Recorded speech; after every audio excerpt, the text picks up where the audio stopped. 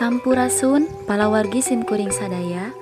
Sajak teh nyaeta salah sahiji karya sastra anu mangrupa ebrehan tina sikap, jiwa jeung ekspresi pangarang. Wangun sajak kaasup kana wangun ugeran, tapi disusun sakare pangarang.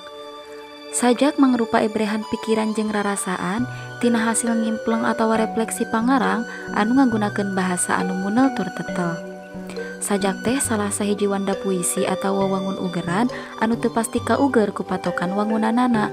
Kulantaran kitu dina mangsa gelarna sok disebut sajak bebas, nyaeta mimiti awal tahun 50-an. Bagian eusi dina sajak teh kabagi dua bagian.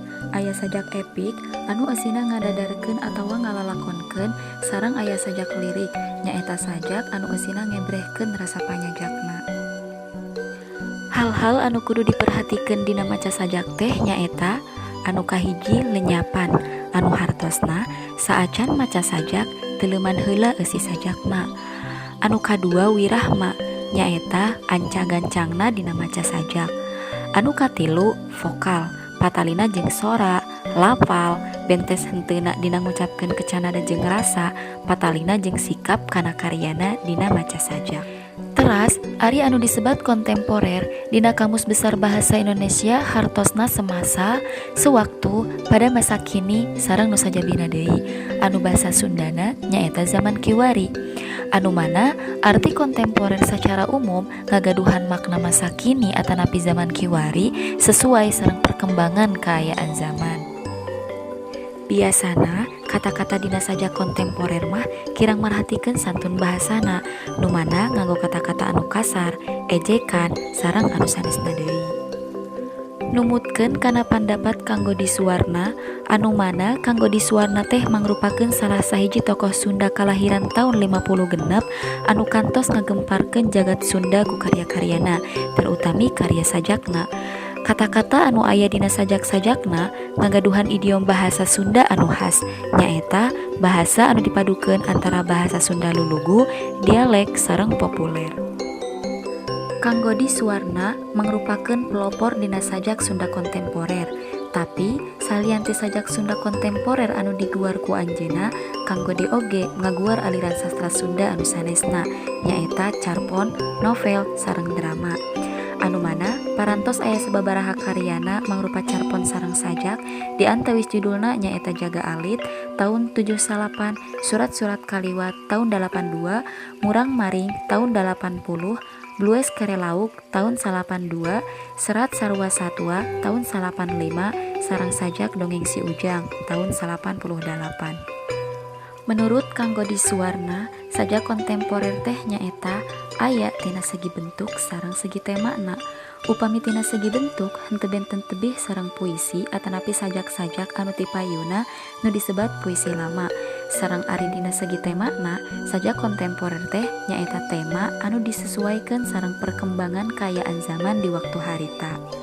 Sapertos karya anjeunna dina nyipta sajak-sajakna nyandak tema anu nyaritakeun kahidupan sapopoe barudak remaja di waktu harita, atanapi tema-tema anu kaayaanna kawentar di waktu eta. Bagi dua ya, ada kontemporer, kayak kontemporer bisa dari segi bentuk gitu ya, dari segi bentuk ada kontemporer ini dari segi tema gitu. Pokoknya abdi bentuknya ada masih sami keneh lah, ini sami kapungkur belajar dari orang tua. Cuma mungkin karena tema gitu. Tema, nah, upami kapungkur saja teh khusus percintaan, kehidupan di filmuran, alam seperti itu. Nah, upami abdi mah harusnya ngarang teh dina kehidupan sehari-hari anak remaja gitu, anak-anak masa kini, bukan masa kini, masa itu ya gitu, anak-anak muda gitu, anak-anak muda masa itu gitu. Tema seperti punya judul-judul, ada Grand Prix video sajak abdinya Grand Prix teh apa yang nggambarkeun kehidupan yang diinginkan diibaratkan karena balap mobil kayak gitu. Terus ada mau puisi-puisi anu grup Rolling Stone seperti itu kan, The Doors gitu ya, punya grup band yang diminati itu anak muda lah gitu ya. Seperti itu. Jadi tema ya yang ini, tema-temanya yang kekinian pada waktu itu kan, kekinian ya. kayak gitu. Yang itu maksudnya supados anak-anak muda itu terwakili oge gitu, terwadahi minatnya di dinas sastra Sunda seperti itu. Gitu. Ya ketika saya baca Rolling Stone misalnya itu kan anak-anak muda sepuluh gitu, ngedangukeun kan gitu. Terus kemudian ditambah dengan gaya cara baca saya yang aneh-aneh, kan mereka jadi berminat kayak gitu. Seperti itulah gitu. Jadi menarik golongan pembaca dari anak-anak muda tahun 70-an 80-an kayak gitu. Fungsinya.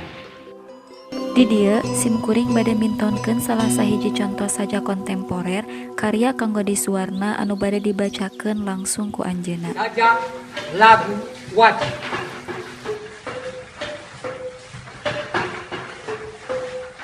Ting kalantru sora lodong tukang itu mengepung pengiring bongking.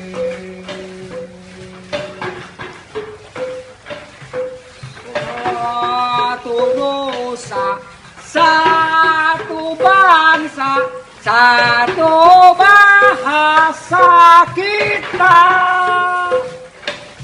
Muruh sorani lodong, linaca jantung gorong, hilaung-laung genggerong. Sudah bebas dari kita, Indonesia merdeka. Lodong pada lodong kosong, jeung lohong pacowong-cowong, jeung songong pabohong-bohong, teu salembang kong kalipong, teu hariwang najan meong sahong-hongeun. Garuda Pancasila, akulah penuh kumu. Rampak lodong, adu jeung lodong deui, sedekkeun dapuran awi, tinggal tunggul ting hariul, harap-harap renung irung